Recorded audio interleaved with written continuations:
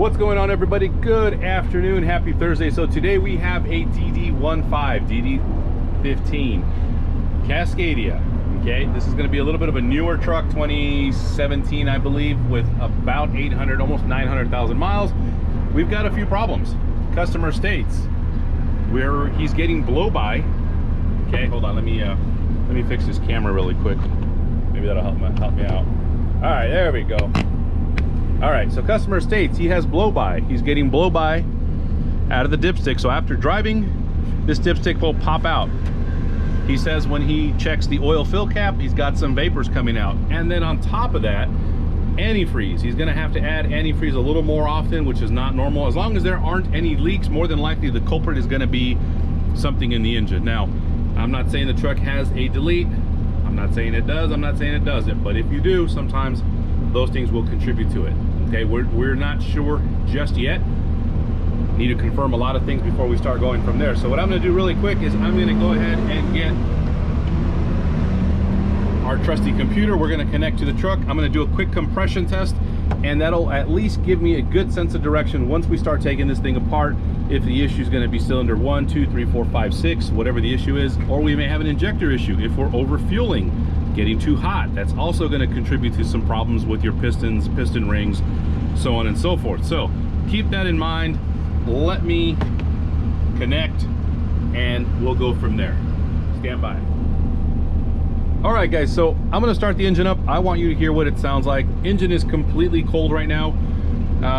Let's see if I can kind of angle the camera a little bit. Maybe you can see it, but we've got our dipstick down there. I'm going to pull the dipstick a little bit. Hopefully you can see if there's any kind of blow by or anything coming out of there. Here's our oil fill cap. You know what, I'll leave it on there for right now, but I want to start it. I want you to hear it, what it's going to sound like potentially if we have a problem. And again, I'm going to do a couple little tests, maybe just give you an idea of what's going on.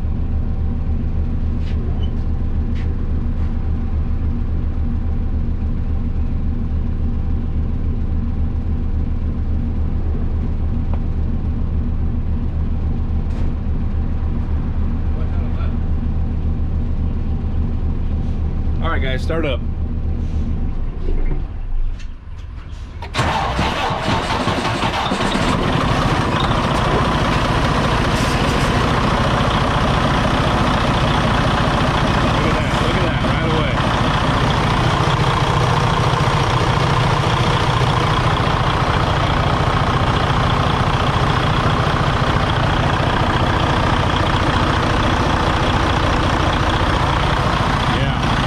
Definitely running really rough, man, really rough.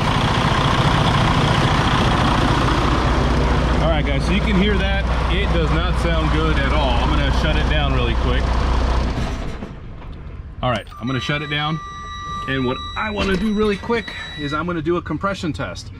Now, the valves are not out of adjustment.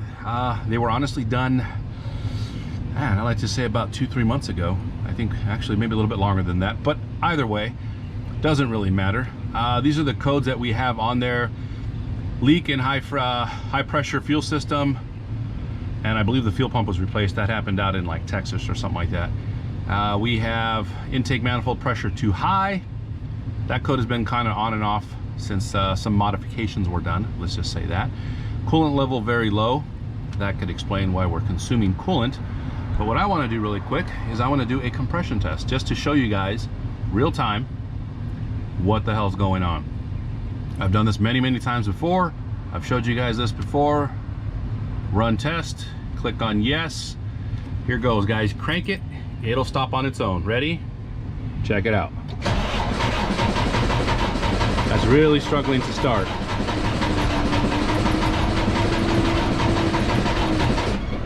That sounds horrible, absolutely horrible. And look at that, number 3. So right now, number 3 is definitely the culprit. 18%. We could try doing a valve adjustment. I'll be very honest with you. I don't think it's going to make a bit of difference. 81%. I'm sorry. Number 1, 2, 3, 4, 5, 6. So that's 82%. That is going to be a fail in the eyes of Detroit. I'm going to print that up really quick so my customer can have something for a point of reference, and also for me, because once we take this engine apart, I'm definitely going to be looking at number 3 and number 1. So that could be because of an injector, or again, guys, if you're doing some of these modifications, that could definitely be the problem. So what I'm gonna do is I'm gonna fire it up really quick. I'm gonna do a quick little ISB test. You know what?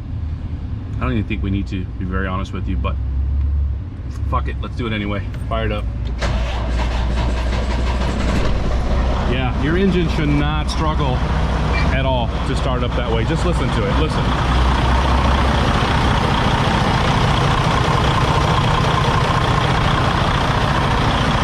I'm gonna let it warm up. I'm gonna do another test and then we're done. But look at the antifreeze level, all the way down, guys. And that actually just shut down right now because of the coolant very low. So I was gonna do an ISB test, which is gonna be a little idle speed balance test.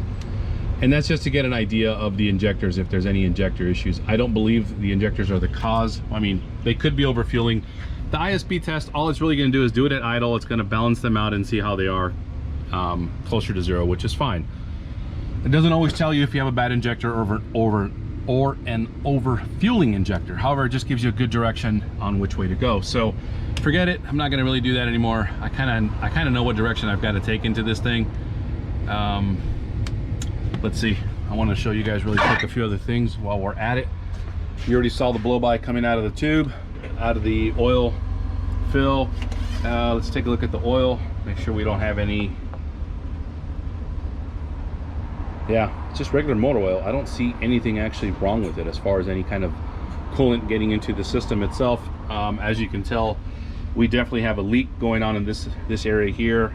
We'll probably take care of that as well once we do the motor itself.